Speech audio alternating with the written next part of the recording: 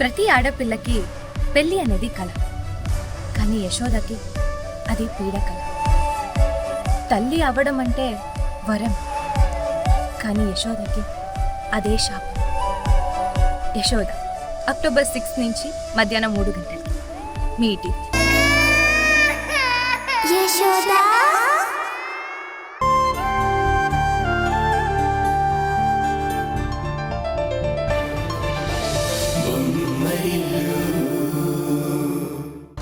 రేణు మీద కూతురిగా మీకెంత బాధ్యత ఉందో ఒక అన్నగా నాకు అంతే బాధ్యత ఉంది, హక్కు కూడా ఉంది. ఏంట్రా బాధ్యత హక్కుంటూ కొత్తగా మాట్లాడుతున్నావు? ఇంట్లో నుంచి పంపించినప్పుడు లేని బాధ్యత, నిశ్చితార్థానికి వచ్చి పిలిచినప్పుడు లేని బాధ్యత ఇప్పుడు గుర్తొచ్చిందా నీకు? నానా, అదంతా జరిగిపోయింది. మీరు నన్ను ఎన్నైనా అనండి.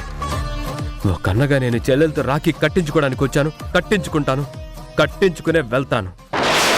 నన్ను ఆపకండి. కట్టు రేణు, ఎవరు ఆపుతారో నేను చూస్తాను. రేణు, నాన్నకి ఇష్టం లేదని వద్దని చెప్తున్నా మొండిగా బిహేవ్ చేస్తావంటరా? వెళ్ళు. నువ్వు బాగరా. రేణు మీకు మాత్రమే చెల్లె, నాకు కూడా చెల్లె. నువ్వు సైలెంట్గా ఉండు. సైలెంట్ గా ఉండేదేంట్రా? ఆల్రెడీ నీ వల్ల నాన్న చావు వరకు వెళ్ళొచ్చారు. ఇంకా ఏం చేద్దామని? పోరా బయటికి.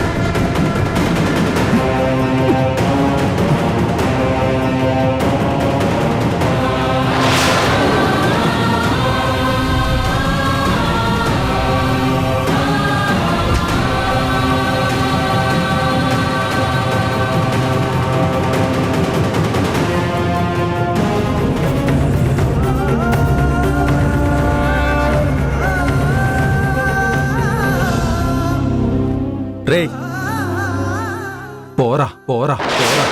ఆశా పాసం బందీ చేసేలే, సాగే కాలం ఆడే ఆటేలే. తీరా తీరం సేరేలోగానే ఏ తీరవునో, సేరువైనా సేదు దూరాలే, తోడవుతూనే ఈడే వైనాలే. నీదో కాదో తేలేలోగానే ఏదేటవునో, ఆటు పోటు గుండె మాటుల్లోనా సాగేనా. నిండు పున్నమేళ మబ్బు కమ్ముకొచ్చి సింహ సీకటల్లిపోతుంటే నీ గమ్యం గందరగోళం. దిక్కు తోచకుండా తల్లడిల్లిపోతూ పల్లటిల్లిపోయి నీ ఉంటే తీరే నాని ఆరాటం.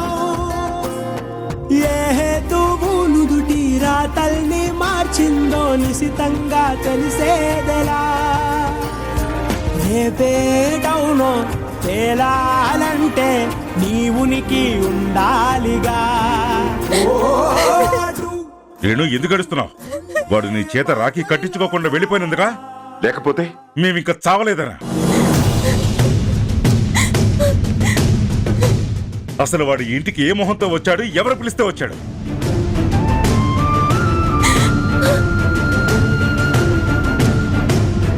చెప్పు, ఇదంతా నీ పనేనా? వద్దని చెప్పినా వినకుండా మళ్ళీ వాడింటికి వెళ్ళి రమ్మని పిలిచావా? అన్నం మీద ప్రేమతో ఈ నాన్న మాటనే గాలి కుదిలేసావా? అడుగుతుంది నిన్నే, మాట్లాడు. మావయ్య, సంజయ్ బావగారిని ఇక్కడికి రమ్మని పిలిచింది రేణు కాదు, నేను.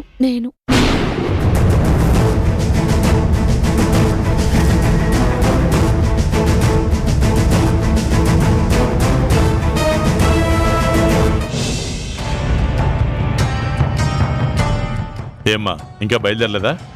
లేదు డాడ్, సంజయ్ బయటకు వెళ్ళాడు, రాగానే స్టార్ట్ అయిపోతాం. బయటికి వెళ్ళడం ఏంటి?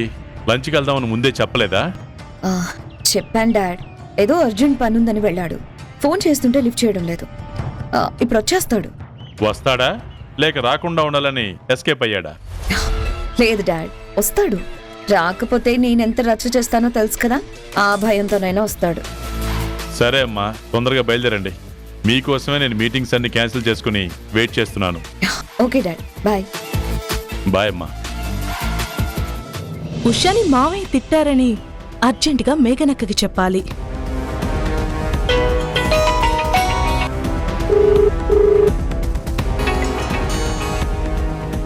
చెప్పారిక. అక్క ఎక్కడున్నావు? ఇంట్లోనే. నువ్వేంటి సడన్ గా కాల్ చేసావు? ఏదైనా న్యూస్ ఉందా? చాలా చాలా పెద్ద న్యూస్ అక్క. నేను చెప్పడం కన్నా నువ్వు చూస్తుంటే ఇంకా బాగుండేది. నువ్వు కూడా ఈ రోజు మా ఇంటికొచ్చుంటే లైఫ్ లో అద్భుతమైన యాక్షన్, డ్రామా, సెంటిమెంట్ అన్నీ చూసేదానివి. మిస్ అయిపోయావు. ఇన్ని ఎమోషన్స్ ఉన్నాయంటే ఇదేదో బ్లాక్ బస్టర్ సీన్ అయి ఉంటుంది. అవునక్క, ఈ ఇన్సిడెంట్ మొత్తానికి లీడ్ యాక్టర్ ఎవరనుకున్నావు? బావగారే. సంజయ్ అక్కడికొచ్చాడా? బావగారు రాలేదక్క. అదే ఉత్తమ కోడలు ఉషా, ఆవిడ చేసిన ఘనకార్యం ఇదంతా. రేణు రాఖీ కట్టడం మిస్ అవ్వకూడదని బావగారిని ఇక్కడికి పిలిపించింది. అందరితో తిట్టించింది. ఆఖరికి అది కూడా తిట్లు తిని వెళ్ళిపోయింది. ఈ రోజు బావగారి మాటలు విన్న తరువాత నాకొక్క విషయం చాలా క్లారిటీ వచ్చింది. ఇలాంటి సెంటిమెంట్ ఇన్సిడెంట్స్ 2-3 జరిగితే బావగారు వాళ్ళ అమ్మా నాన్నలకి దగ్గరైపోతారు. నువ్వందరి దృష్టిలో విలన్ వైపోతావు. ఉషాని కంట్రోల్ చేయాలనుకున్న నువ్వు ఆఖరికి ఒంటరిగా మిగిలిపోతావు.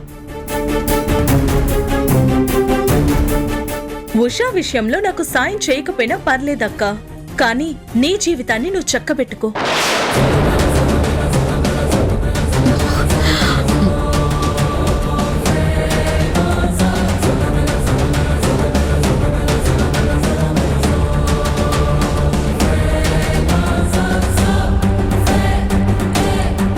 తరుణ్ మెడ పట్టుకుని బయటికి గెంటేస్తే చేతులు జోడించి దండం పెట్టి వెళ్లిపోయారు.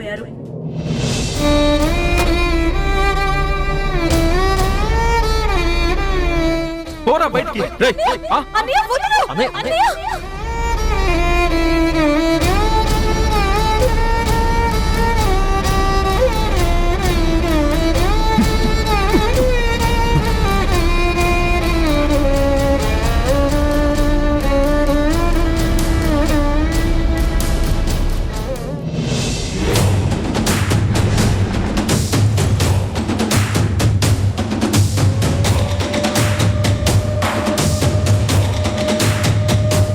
సంజయ్